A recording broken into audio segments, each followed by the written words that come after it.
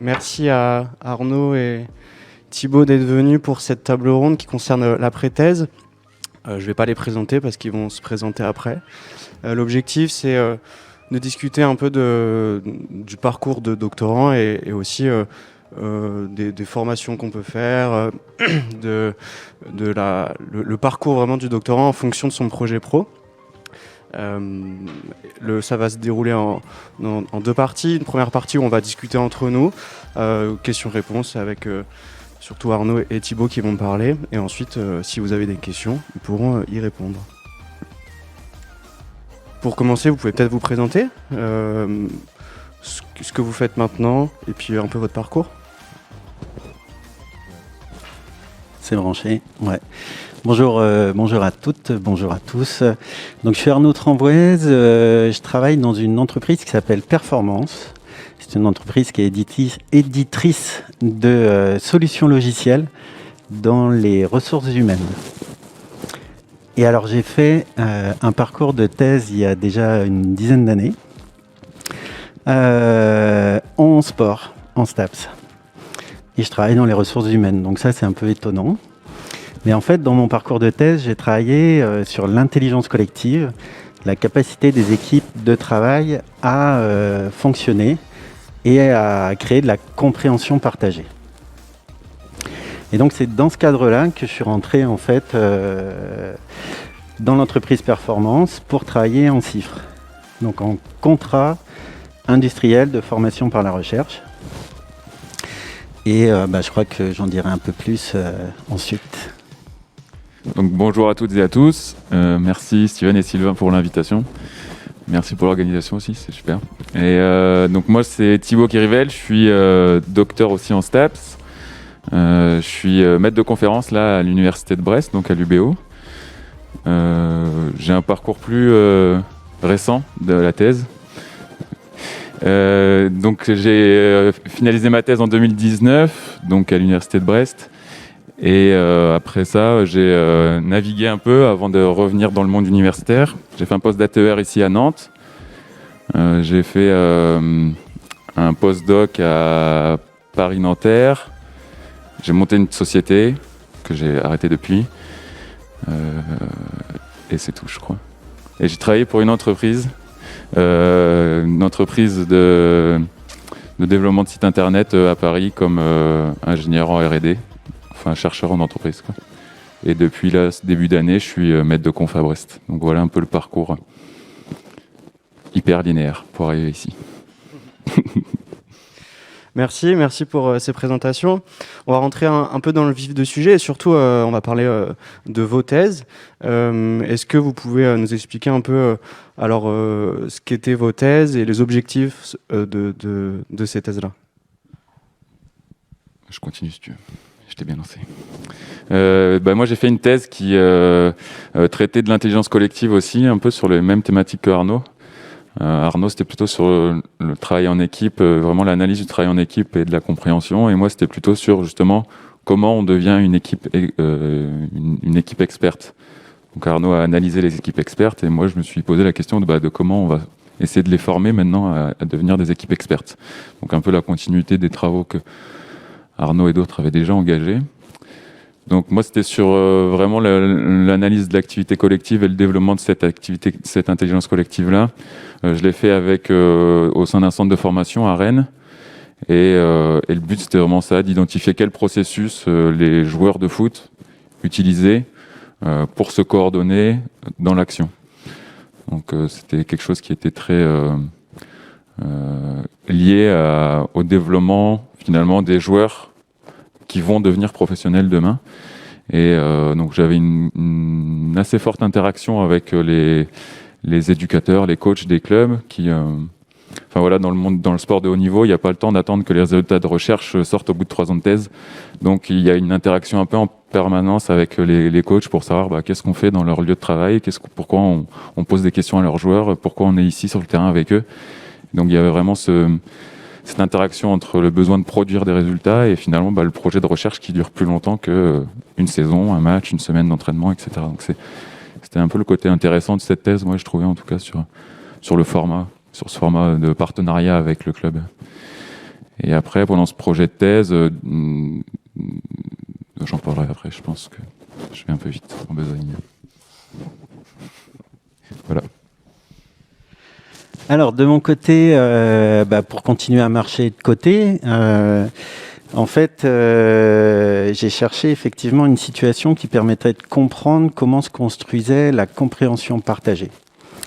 Et donc, du côté RH, on me demandait dans l'entreprise si on veut mettre en place des situations de formation au travail collaboratif, qui était l'objectif principal de la thèse, qu'est-ce qu'il faut aller étudier ? Ça a été justement le fait d'aller rechercher des situations qui permettaient de mettre en évidence ces processus de construction de compréhension partagée. Lorsqu'on est en train de travailler ensemble, comment est-ce qu'on arrive à se comprendre ? Et donc, même si j'étais en STAPS, j'ai été voir des situations finalement assez créatives, puisque c'était le match d'improvisation théâtrale que j'ai été étudier. Et en fait, dans le match d'improvisation théâtrale, vous avez deux équipes qui s'affrontent. Alors qu'elles sont en train de s'affronter, c'est-à-dire qu'elles sont dans une démarche compétitive, elles doivent construire une histoire commune. Et cette histoire, elle n'est pas écrite à l'avance. Le scénario n'est pas donné à l'avance, il y a juste une idée de départ, et ils ont 30 secondes chacun de leur côté pour se dire « Tiens, je vais jouer tel personnage et je vais aller dans cette direction-là ». Sauf que quand ils rentrent sur scène, ils ne sont pas forcément dans la même direction. Et donc, il faut qu'ils arrivent à se comprendre et à créer une histoire pour le public auquel ils s'adressent. Puisqu'en fait, j'ai travaillé avec deux troupes pro, la TIR, la troupe d'improvisation rennaise, et la LINA, la Ligue d'improvisation nantaise. Et donc, on a fait le match aller-retour. Il y avait un sacré derby en plus. Et donc, donc après, en termes de méthode, ça a été du travail à la caméra, du travail avec des entretiens à partir des images qui avaient été filmées, etc., pour essayer de dégager finalement ces processus.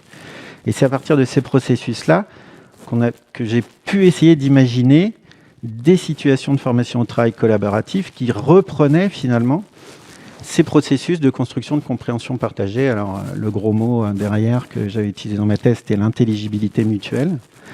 Et donc, tout l'enjeu, c'était entre créer des connaissances, des enjeux épistémiques, en fait, de création de connaissances qui étaient liés au laboratoire MIP, puisque j'ai fait ma thèse ici à Nantes. Et c'était aussi les enjeux de conception qui, eux, venaient de l'entreprise. Et donc, tout le jeu, finalement, dans cette thèse, ça a été de naviguer entre, quelquefois, des enjeux de conception qui entrent en conflit avec des enjeux épistémiques et inversement. Et donc, c'était de travailler sur ces liens-là qui, finalement, étaient un des enjeux clés de la thèse et qui, en tout cas, moi, m'a permis de comprendre un certain nombre de choses. Voilà. Et qui faisait tout son intérêt aussi, je pense. Très bien, merci pour ces explications sur vos thèses respectives. Alors, Arnaud, quand tu parles, notamment, là, tu évoques pas mal l'entreprise dans laquelle tu travailles, et tu as commencé à l'évoquer un petit peu, que tu étais en CIFRE, donc si j'ai bien compris. Est-ce que tu peux nous en dire un petit peu plus sur cette modalité de financement et voilà, en quoi ça a impacté finalement ton travail? Est-ce que c'est une ressource? Est-ce qu'il y a des contraintes aussi? Enfin, quel est ton regard un petit peu là-dessus? Donc en fait, la CIFRE, donc Convention industrielle de formation par la recherche, en fait, c'est une convention tripartite. En fait, elle mêle en fait donc une entreprise et une demande d'une entreprise, un laboratoire avec une direction de recherche. Alors moi, j'avais une co-direction, c'était entre Nantes et Brest, et puis un doctorant. Et donc le doctorant, entre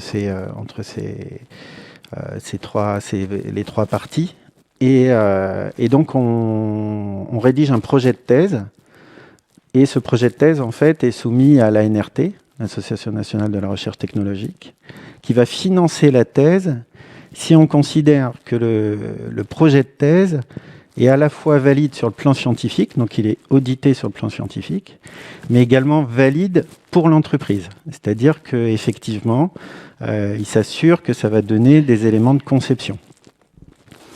Donc ça, c'est la façon dont est audité le projet. Et lorsque, d'ailleurs, mon premier projet n'a pas fonctionné, Il a fallu le refaire pour montrer à quel point il y a quand même des exigences, c'est-à-dire qu'on peut pas. En l'occurrence, nous, la question, c'était les enjeux de conception qui étaient mis en difficulté, et donc il a fallu retravailler. Et ça a demandé en fait des discussions. Alors il y avait la direction de recherche, il y avait l'entreprise, et puis moi. Et d'essayer de travailler en fait à faire émerger finalement, on va dire des résultats de conception qui ne seraient pas la simple application de résultats de recherche, puisque dans la façon dont ma thèse était conduite, comme vous le savez, on utilise un cadre théorique, etc. Et ces enjeux de conception étaient forcément en adéquation épistémologique avec le cadre théorique que j'utilisais. Et donc, comme ce n'était pas une simple application, il fallait absolument travailler ce lien de façon coopérative. Donc, en fait, j'allais travailler sur la coopération et j'étais moi-même au cœur d'un système coopératif qui était en train de se mettre en place. Et donc, ce contrat-cifre, ensuite, permet aux doctorants d'être rémunérés. Et donc, on a un temps partagé entre du temps dans le laboratoire et du temps dans l'entreprise. Et après, voilà, il y a des choses qui fonctionnent très bien de ce point de vue-là, et c'est plutôt confortable. Et puis en même temps, quelquefois, on est un peu détourné de ces objectifs de thèse parce que les enjeux de l'entreprise évoluent. Donc il y a un parcours qui se fait qui est pas tout à fait linéaire, mais qui, je pense, est très formateur du coup. Très bien, merci. On va peut-être rester sur cette question un petit peu du financement rapidement. Et pour toi, Thibaut, du coup, quelles étaient tes modalités de financement pour faire ta thèse ?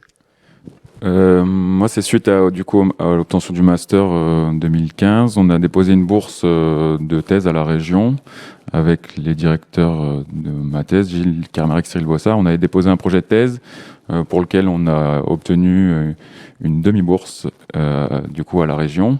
Et après, à partir de cet apport de financement, l'université de Brest propose une bourse qu'on appelait à l'époque la bourse du président, ou la bourse président, je ne sais plus comment ça s'appelle. Bref, du coup, qui rallongeait l'autre moitié du financement pour pouvoir avoir une thèse qui est financée donc pendant les 3 ans du parcours de thèse. Et après, à l'intérieur de ce parcours-là, il y a la possibilité donc on a un salaire, je ne sais plus quel salaire c'était à l'époque, il me semble que c'est autour de 1350, je pense, ce contrat-là. Et après, il y avait la possibilité de faire des missions complémentaires pendant la thèse, qui étaient soit des missions d'enseignement, de vulgarisation de la science, ou des missions d'expertise en entreprise. Et donc, les missions d'enseignement, je l'avais fait à partir il me semble, dès le départ. Et donc, ça ramenait une somme de 300 €, je crois, net à peu près par mois. Donc, ça commence à faire un salaire qui était plutôt correct sur ces années de thèse. Et après la deuxième année de thèse, j'avais pour objectif, en tout cas de la curiosité, en tout cas de savoir ce qu'on pouvait faire en entreprise avec une thèse. Et donc dans ce cadre-là, j'ai fait cette mission expertise auprès d'une entreprise. Et donc c'est là qu'on a commencé à se connaître avec Arnaud.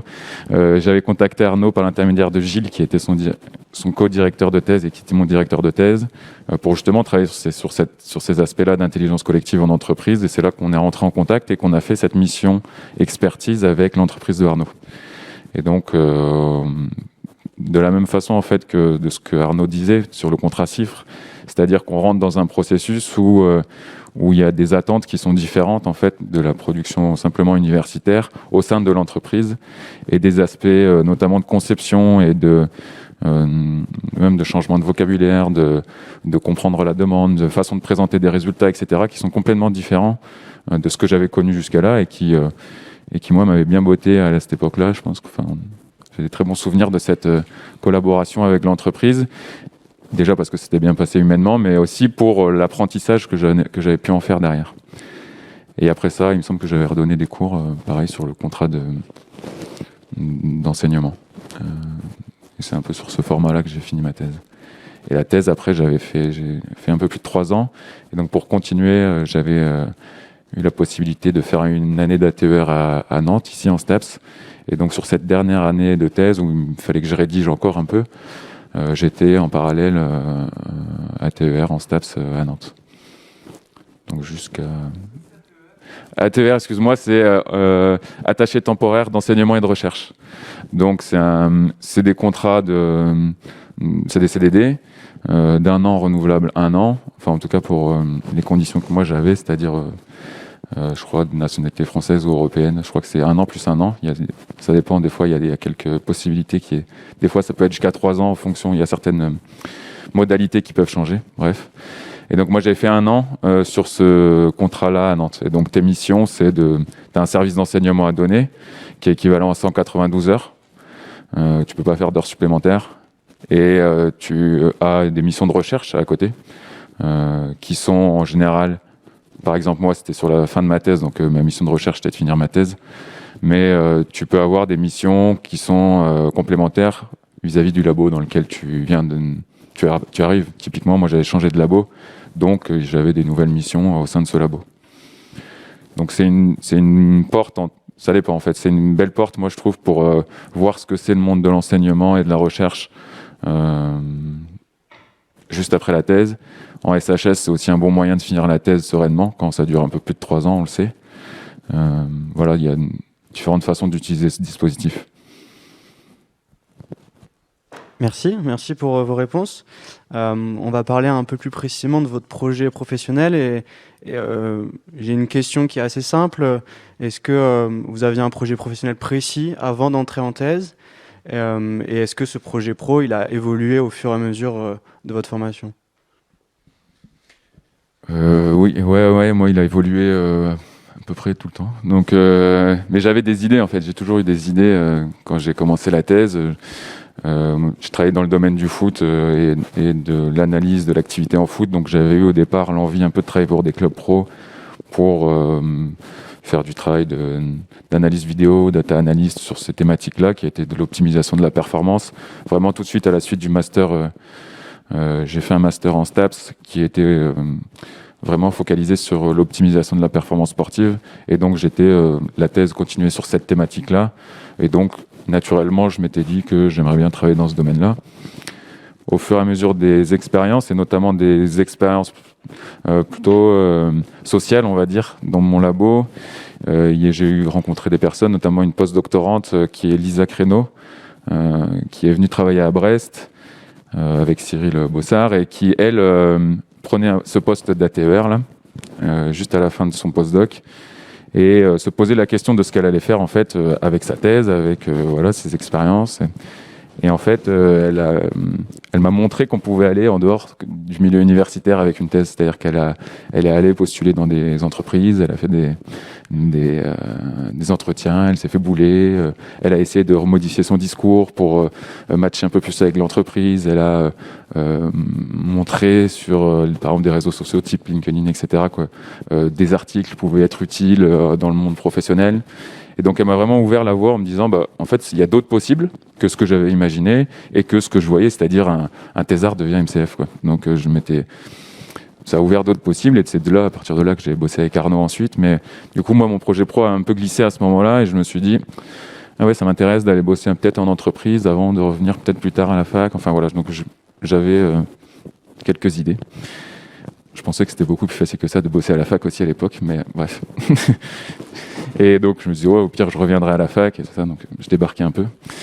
Et donc de là, j'ai essayé d'avoir ces deux axes, c'est-à-dire la possibilité de faire un dossier scientifique et d'enseignement assez costaud, et puis de la même façon de pouvoir avoir déjà des expériences en entreprise, au cas où si je voudrais bosser en entreprise, que je n'ai pas d'expérience en fait. J'avais fait un master et un doctorat directement d'affilée, j'avais très peu d'expérience professionnelle, donc pour pas être rattrapé là-dessus.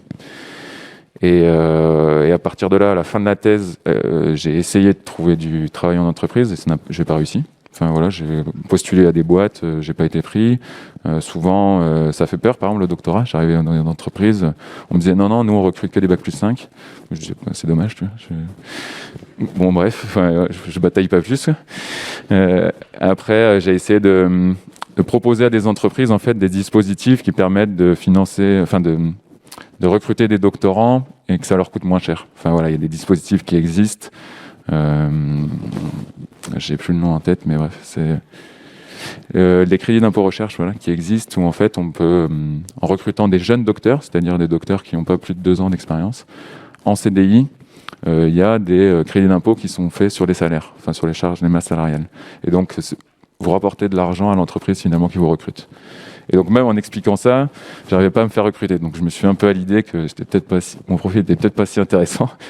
Et donc je me suis dit que j'allais monter une société. J'étais quand même sûr de mes idées, quoi. Et donc j'ai monté une société. Et parce que pendant la thèse, du coup, je concevais pas mal d'outils pour les entraîneurs. Et on avait conçu des outils ensemble avec Arnaud, notamment des parcours de formation, etc. Donc là, j'ai monté une société de conseil un peu en entreprise et de possibilité de faire des diagnostics du travail en équipe. Et donc ça a marché un peu, j'ai eu quelques clients avec ça, mais c'est juste que l'auto-entrepreneuriat, quand on est vraiment tout seul, c'est un parcours aussi, quoi. Et donc je me suis un peu essoufflé là-dessus. Voilà, je commençais à avoir la trentaine qui arrivait et je décollais pas trop, quoi. Donc je me suis dit, il faut réfléchir. Donc à partir de cette expérience-là, d'auto-entreprise, je me suis surtout dit que ça allait être une arme ensuite pour dire à des futurs recruteurs dans les entreprises, voilà, j'ai une thèse, mais j'ai quand même essayé de construire des choses. J'ai quand même eu des clients à partir de ce que je pensais être des bonnes idées. Donc c'était un peu l'ambition du truc. C'était plutôt un acte de formation plutôt que je me voyais pas faire 15 ans en auto-entrepreneur ni monter plein de boîtes derrière. C'est pas du tout mon profil. Mais c'était plutôt l'idée de me créer une expérience. Vu que personne ne me donnait ma chance à ce moment-là, je me suis dit, je vais le faire tout seul. Et j'avais un peu de chômage, donc c'était aussi la possibilité de faire ça. Et voilà, et après j'ai été... après j'ai eu un postdoc là-dessus, sur des thématiques justement qui étaient proches de ce que je faisais dans mon entreprise, qui me permettait aussi d'avoir un peu plus d'argent à ce moment-là, parce que c'est aussi une réalité, quoi. À un moment donné, il faut de l'argent pour vivre. Donc j'avais besoin d'un peu plus d'argent à ce moment-là, donc il fallait que je travaille plus. Donc ça, je l'ai fait. Et après, j'ai été recruté par une boîte à Paris là sur justement ce type de contrat de crédit d'impôt recherche en tant que jeune docteur, à peu près 1 an après que j'ai commencé tout ce parcours-là. Donc ça m'a pris à peu près 1 an avant d'avoir un contrat un peu stable, quoi, en étant un peu serein. Et après, je me suis rendu compte que travailler en entreprise, j'aimais pas trop avoir un patron et tout ça. Donc, je me suis... si, il était super sympa en plus, mais c'est juste que ça m'allait pas. Bref, voilà, c'est chacun son truc. Et du coup, à partir de là, j'ai eu la possibilité de revenir à Brest sur un contrat de MCF LRU, qui est encore quelque chose comme la TER, quoi. C'est plein d'acronymes comme ça. Mais bref, c'est des contrats, des CDD de maître de conférence. Donc, vous qui êtes doctorant là, vous allez connaître tous ces différents propositions de contrats qui permettent petit à petit d'arriver dans l'université si vous tenez suffisamment longtemps, quoi. Non, je rigole. Et voilà où j'en suis. Donc du coup, un projet pro qui a vraiment évolué au fur et à mesure de ta thèse, de tes expériences, de tes rencontres, et qui t'amène maintenant à ce poste de maître de conf. Ouais. Et vraiment avec la volonté d'y revenir. C'est-à-dire que là, j'étais en CDI dans une boîte à Paris, où j'étais en télétravail, où j'étais chez moi, à Bordeaux, j'étais très bien. Et là, maintenant, je reviens à Brest avec un contrat qui est un CDD. Donc c'est vraiment un choix tout ce parcours en fait m'amène à faire ce choix-là maintenant et d'être plutôt content d'être en MCF, en CDD, quoi. C'est ça finalement vers quoi je voulais aller. Ok, merci. Et pour toi, Arnaud, est-ce que tu peux nous parler un peu du projet professionnel que tu avais avant de rentrer en doctorat et peut-être son évolution avec un parcours, comme on l'a compris, qui est un peu différent? Alors, moi, quand je suis rentré en thèse, j'avais déjà changé au moins 2 fois de projet professionnel. Parce que moi, j'ai commencé dans les travaux publics. Ensuite, j'ai arrêté et je suis revenu en première année. J'avais déjà 26 ou 27 ans. Et donc, le temps que tout ça se fasse, au départ, je voulais devenir prof de sport. Et puis, finalement, après plusieurs stages, je me suis dit, ouais, non, finalement, c'est pas ça non plus que j'ai envie de faire. Donc, ça s'est vraiment fait un peu comme ça. Et puis, je me souviens, d'une interaction quelquefois qui déclenche des choses et où c'était en licence ou en maîtrise. Oui, moi j'ai encore. Bon, bref. Et là, finalement, ce que tu as fait, c'est tu as mis en place une démarche de recherche. Ah bon, c'est quoi la recherche? Bon, on sait un peu, mais et puis cette avancée-là, et là, ça a piqué ma curiosité, et c'était vraiment. Mais il n'y avait pas finalement tellement de projets professionnels en parallèle.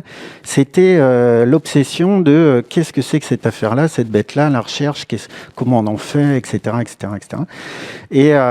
Et donc c'est au moment effectivement de rentrer en thèse que par contre, c'était pas possible pour moi de ne pas être financé. Puisque la vie privée faisant, les enfants, tout ça. Et donc, c'était pas possible. Donc c'est là que le CIFRE peut fonctionner, puisqu'on est rémunéré et que ça permet d'être professionnel. Et donc, en travaillant sur ces objets de conception dès le départ à la rédaction du projet, en fait, là, par contre, ça ouvre des perspectives au niveau de l'entreprise, tout de suite.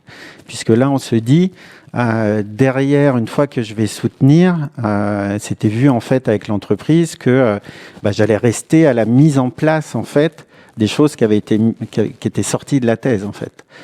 Et donc, petit à petit, on continue. Et puis, de projet en projet, on reste dans la même entreprise. En tout cas, c'est mon cas.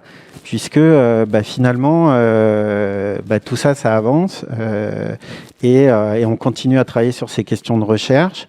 Moi, les questions de recherche, elles évoluent. Aujourd'hui, sur l'intelligence collective, j'y suis un peu moins. Je suis plus... Là, en ce moment, je suis dans un projet du côté de l'intelligence émotionnelle. Et par contre, il y a une base commune qui reste là et qui, moi, anime ma curiosité tout le temps. C'est cette question de conception de situation de formation. Et là, notamment, je suis sur un projet sur 3 ans, européen. Il y a 4 pays européens, il y a 4 universités, 4 entreprises de ces 4 pays européens. Et c'est la formation à du management complexe à travers des situations de formation et de développement de l'intelligence émotionnelle. Donc on reste sur de la conception de formation, on reste sur ces éléments-là, et on est toujours avec un pied dans la recherche, on est toujours avec un pied sur tester les choses. Et là, c'est justement la formation où elle est intéressante et forte du fait de faire un doctorat, c'est d'avoir cette méthodologie acquise qui permet d'aller chercher dans la littérature rapidement, de faire des tours de la littérature, qui permet d'imaginer plusieurs possibilités de méthodologie, d'évaluation de ces situations de formation, etc., etc., etc., etc. Et ça, je pense que c'est vraiment le plus du doctorat par rapport, on pourrait dire, à des ingénieurs, ou c'est cette vision beaucoup plus large, en fait, des choses par rapport au sujet sur lequel on va travailler, où d'abord on va se questionner avant d'aller sur la solution. Alors que du côté peut-être de l'ingénierie, je ne sais pas comment on a évolué, parce que moi j'ai pas fait, je ne sais pas, c'est sûrement une fausse représentation, mais je sais que je travaille avec des ingénieurs, et je sais que l'orientation c'est tout de suite dans la solution. On ne prend pas le temps de la réflexion et de la prise de hauteur pour se dire quelle va être la manière la plus économique d'aller travailler le sujet. Et donc ça, je trouve que c'est un apport extrêmement solide en termes de formation du doctorat. Donc je déborde un peu de mon projet professionnel, mais ça fait une transition toute trouvée peut-être. Ouais, merci. C'est intéressant de voir vos insertions professionnelles assez différentes. Pour toi, Thibaut, on a compris que c'était plutôt voilà, mise en place un peu d'une stratégie de diversification des expériences pour voilà, tester des choses, se faire son propre avis sur différents contextes de travail finalement. Pour toi, Arnaud, c'est un petit peu différent parce qu'effectivement, dès le début de la thèse, comme tu le dis, il y avait cette idée d'une insertion professionnelle dans l'entreprise. Alors la question qu'on peut se poser, c'est est-ce que tu as mis en place des stratégies particulières peut-être pour assurer finalement qu'à l'issue de la thèse, tu aies une place pérenne dans l'entreprise? Enfin, comment ça s'est passé à ce niveau-là? Alors en termes de stratégie, en fait c'est là où j'ai été, on va dire, amené par le travail que je réalisais dans l'entreprise à être au contact des clients, à être au contact des équipes dans l'entreprise, c'est-à-dire que très vite finalement on n'est pas tout seul. Très vite on est avec le marketing parce qu'on vous dit ce serait vachement intéressant de faire un webinaire sur l'intelligence collective. Bon, bah là, on est la personne toute trouvée pour aller créer du contenu et faire quelques présentations à ce niveau-là. Ensuite, c'est les commerciaux qui viennent nous demander mais comment est-ce qu'on peut parler d'intelligence collective si jamais j'ai des questions dessus. Donc très vite, en fait, on s'intègre. Et je dirais que c'est presque malgré moi, j'avais pas déterminé une stratégie à l'avance, mais c'est les interactions au sein de l'entreprise et avec toutes les personnes qui y travaillent qui font que, en fait, on développe ses compétences professionnelles, mais sans stratégie particulière. En fait, on s'acculture finalement au milieu professionnel et aux valeurs qui sont véhiculées, en tout cas dans l'entreprise dans laquelle on travaille, parce que Performance, c'est une petite PME, on se connaît tous. Et par contre, il y a une vraie stratégie depuis longtemps dans cette entreprise, parce qu'on est une 50aine de personnes, mais on est quand même, le service recherche et développement, c'est 3 docteurs, donc en psychologie sociale, en psychologie cognitive de l'Université de Nantes d'ailleurs, Mélanie, et moi qui viens des STAPS. On a une doctorante qui est de Paris-Descartes, en psychologie du travail. Et on a un autre doctorant de chiffres là qui devrait débuter puisqu'on travaille sur le contrat. Donc c'est aussi l'entreprise qui a une vraie stratégie d'innovation et de recherche. Et donc ça c'est aussi de là, je pense qu'il y a une, enfin voilà, ça embarque que peut-être d'autres entreprises ou qui ont peut-être une vision plus utilitariste du doctorant ou du docteur, et donc c'est pas tout à fait la même chose, parce que là on se retrouve pas dans les mêmes conditions pour avancer, quoi. Oui, il y a un terrain favorable, quoi, tu disais, c'est un peu Ouais. ça. Et je rejoins aussi de cette expérience-là, moi, du contrat dans le privé, c'était aussi ça, c'est-à-dire que l'entreprise avec une vision se permet justement de recruter des docteurs en misant sur du plus long terme. C'est-à-dire que et je trouve que c'était un peu pour confirmer ce que tu disais. Merci. On s'approche là de la demi-heure de discussion entre nous. Alors peut-être pour conclure une première partie d'échange, voilà, quel conseil un petit peu vous donneriez aux doctorantes et doctorants qui nous écoutent, voilà, en termes d'insertion professionnelle ou de comment penser sa poursuite de carrière, en quelques mots?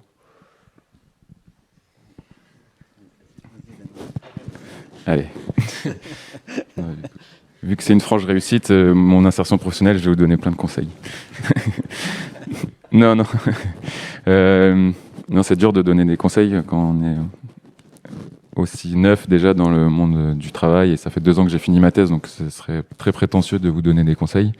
Mais moi, j'ai bien aimé l'idée que j'en avais de tester des choses et surtout de pouvoir revenir en arrière si ça m'avait pas plu.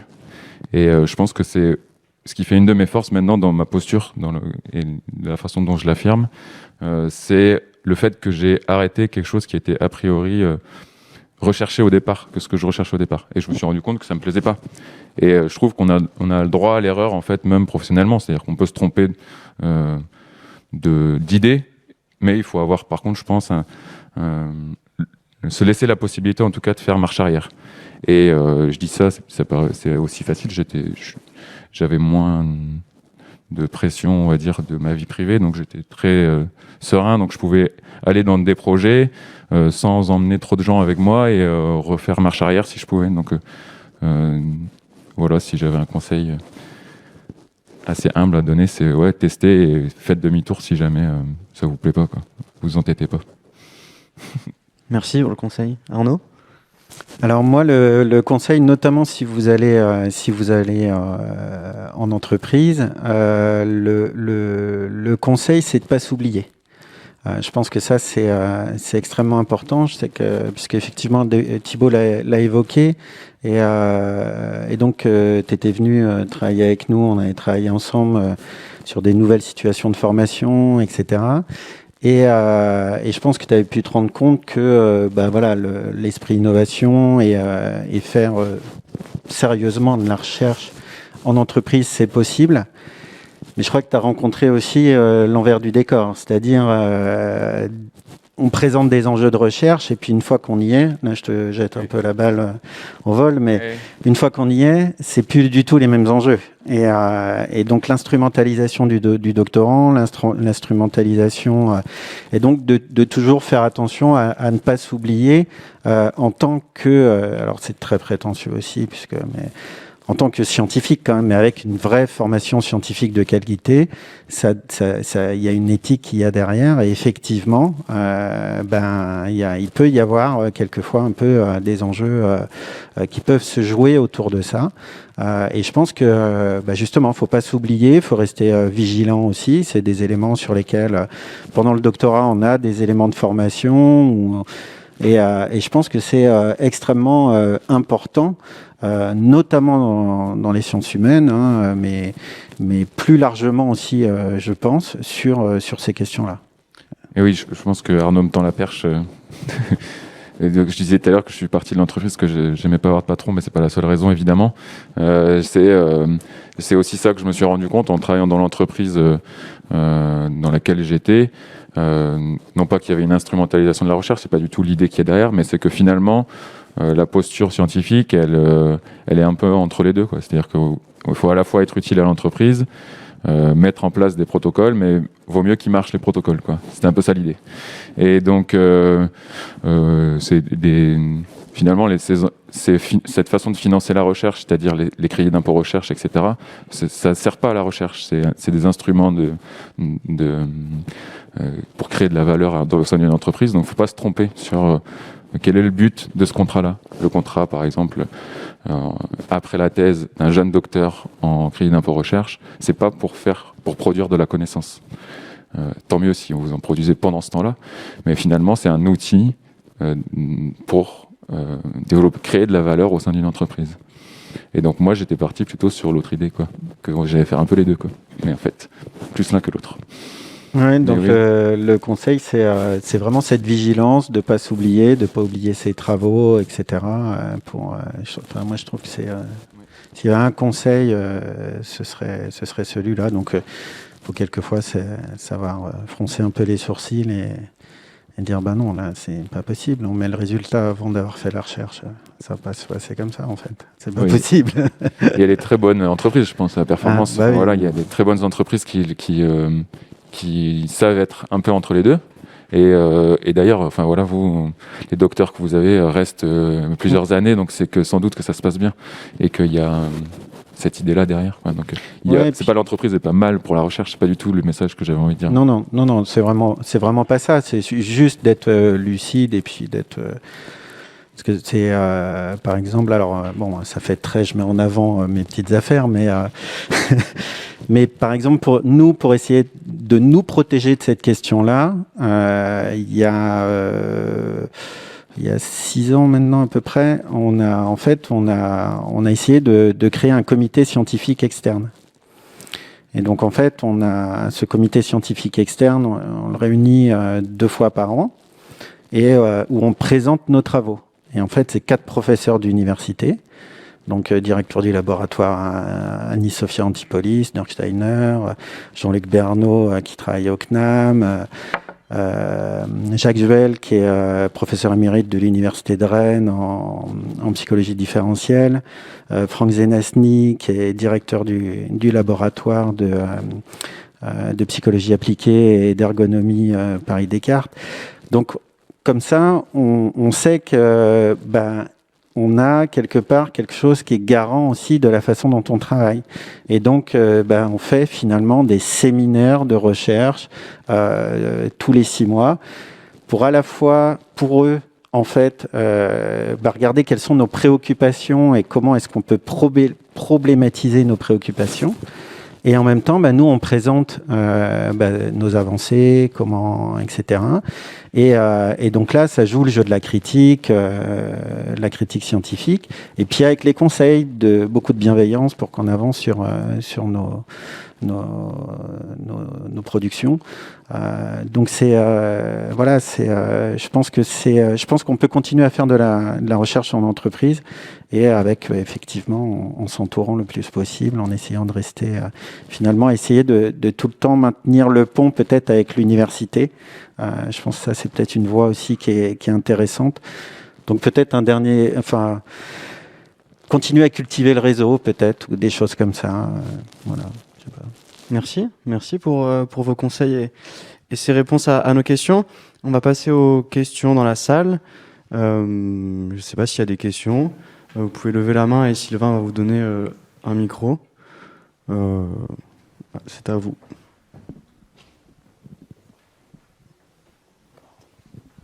Il nous reste 8 minutes. Merci à tous les deux pour vos interventions. Donc, on a beaucoup parlé de l'entreprise. J'ai entendu Thibaut, tu as parlé du poste MCF LRU. Donc moi, je pensais qu'en était MCF, c'était bon, mais finalement, non, il y a encore une étape. Donc, si tu peux développer un petit peu. Merci. La route est longue. Non, MCF LRU, ce sont des... LRU, j'ai plus en tête ce que c'est, mais en fait, c'est un CDD d'1 an, sauf que tu as le statut maître de conférence. Donc le statut, ça veut dire que tu as le titre de maître de conférence. Il faut une qualif pour avoir ce poste-là. Une thèse aussi. C'est mieux. Et voilà, c'est des contrats qu'il y a en fait dans les universités. Voilà, je vais pas te faire un dessin sur les moyens de l'université, mais c'est pas un poste de titulaire, mais c'est pour montrer qu'il y aurait peut-être besoin d'un poste de titulaire à ce poste-là, quoi. C'était la question, c'est ça ? Oui, Le niveau salaire, je peux être tout à fait transparent, tu es autour de 1 700 €. Net, bien sûr. Tu peux faire des heures sup là pour le coup. Je peux aider un peu Thibaut. LRU, donc c'est la loi sur la responsabilité des universités. Pourquoi je dis ça ? Parce que j'étais VPRH dans une vie antérieure.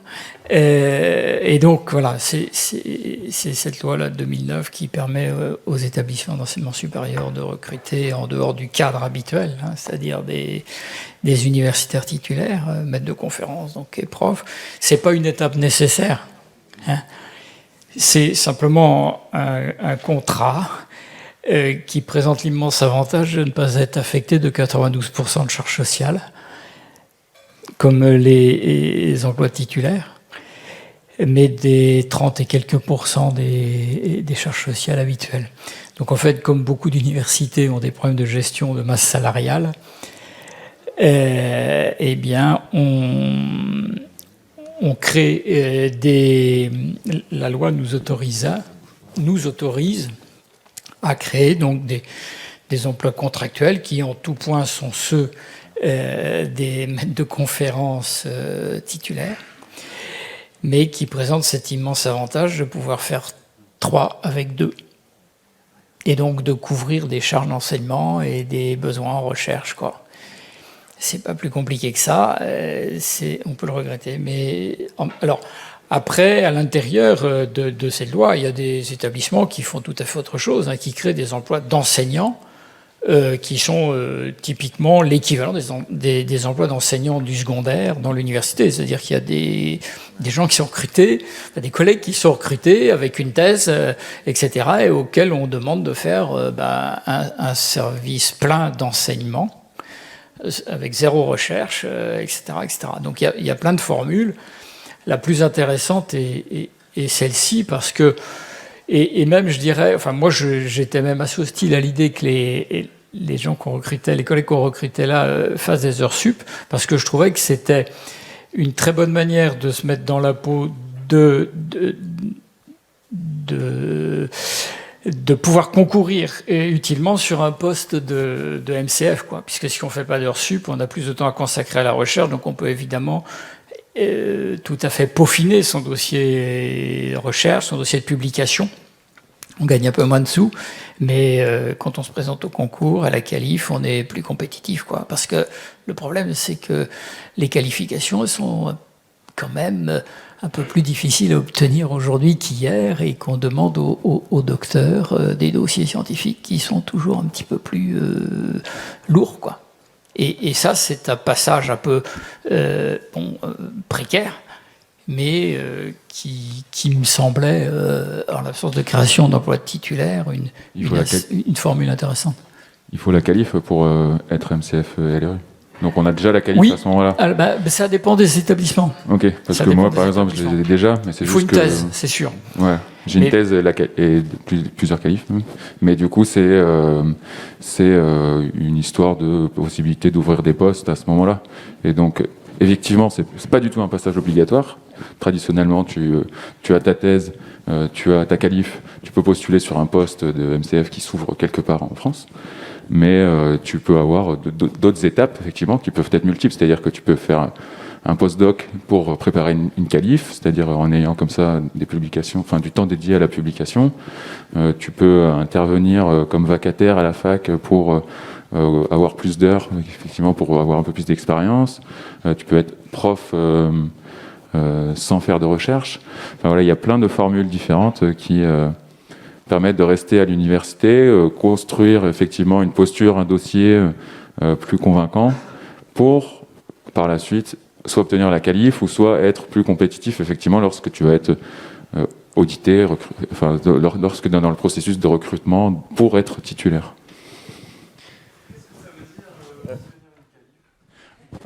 Alors la qualification, la thèse c'est un diplôme, donc tu as un doctorat, comme un master, comme une licence. Donc c'est un diplôme, c'est juste ça. Et ensuite, pour avoir le droit d'enseigner et de faire de la recherche comme titulaire au sein d'une université, tu dois être supporté par ta communauté. Et donc, tu as une qualification. Et donc, je t'invite à venir tout à l'heure. On fait un atelier sur le dossier de qualification. Donc, continue à me suivre. On présente ce que c'est un dossier de qualification et qui est en fait une façon de s'assurer de la qualité de ton dossier à la fois scientifique et à la fois pédagogique pour pouvoir enseigner à l'université, enfin faire de l'enseignement et de la recherche à l'université. Mais en fait, il faut un certain nombre d'articles, un certain nombre d'heures d'articles dans le champ, un certain nombre d'heures de cours donnés dans une université et témoigner d'un dynamisme au sein d'un laboratoire ou d'une unité de recherche. C'est ça, c'est un papier qui dit que tu peux travailler à la fac comme titulaire. Et MCF. Et du coup, il y a un atelier qui est consacré à la qualification juste après. Est-ce qu'il y a une autre question ? Merci beaucoup pour vos interventions respectives. J'avais juste une remarque par rapport à ce que tu as dit, Thibaut, tout à l'heure. Mais je crois que tu parlais de l'entreprise. Tu m'as dit je sortais de ma thèse, je n'avais pas d'expérience professionnelle.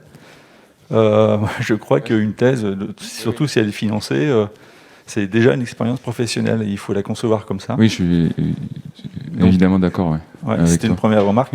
Et la deuxième remarque, et la question, pardon, c'était comment, selon vous, et peut-être Arnaud pourra répondre plus facilement à la réponse, comment, selon vous, un docteur est perçu par une entreprise ? Et qu'est-ce que potentiellement on peut mettre en avant quand on est jeune docteur et qu'on souhaite intégrer une entreprise comme plus-value par rapport à un bac+5 ? C'était la question. Nous on recrute des bac+5. Qu'est-ce que potentiellement on peut mettre en avant quand on est un jeune docteur et qu'on souhaite entrer dans l'entreprise ? Une réponse rapide, parce qu'il est déjà 30. Ouais. Pour les compétences, en tout cas, c'est effectivement les compétences de vulgarisation, parce que je pense que quand on fait une thèse, on a forcément une activité autour qui est de la vulgarisation.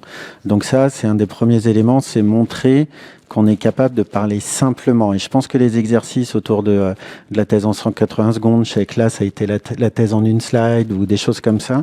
Ça, c'est des éléments clés, je pense, pour se présenter vis-à-vis des entreprises. Parce que il y a besoin de... moi, j'ai mis...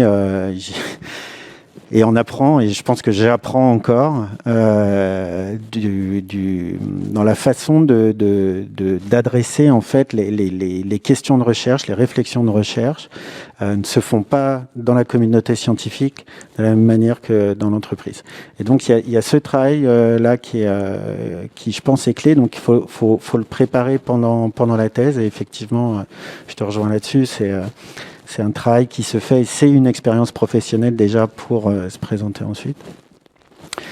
Au niveau de la perception, c'est évidemment comment on va parler de son sujet.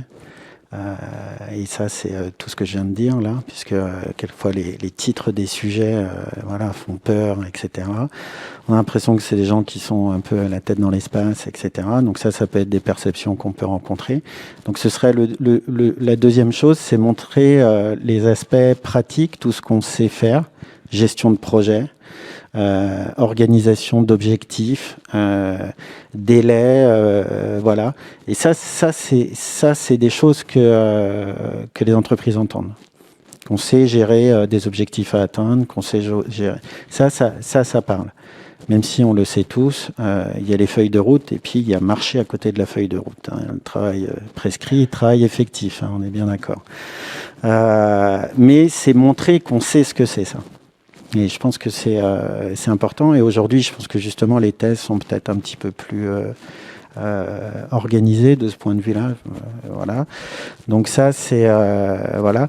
Je pense que le troisième point, c'est peut-être le côté... peut-être en SHS, notamment, le côté errance ou le côté, quelquefois, peut-être un peu...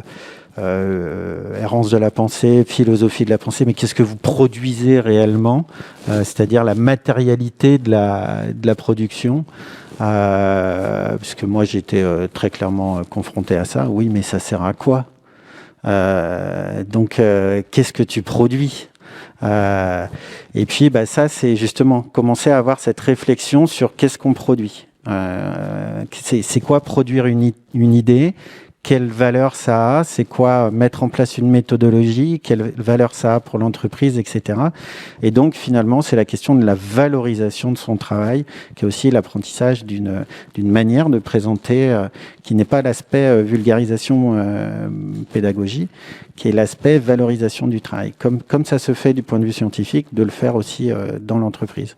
Donc, montrer là où on est important, certains endroits, les interactions, etc. Voilà. S'il y avait 3 éléments à donner. Merci. Il va être temps de conclure. Merci à Thibaut et Arnaud pour votre présence, pour la réponse à toutes ces questions. On va enchaîner tout de suite avec les ateliers, mais si jamais vous avez des questions à poser à Thibaut ou à Arnaud, vous pouvez le faire après. Et Thibaut sera dans l'atelier consacré notamment à la qualification et au dossier de qualification pour approfondir cette question. Merci à vous deux. Merci à vous. Merci à vous. Merci. Merci. Merci.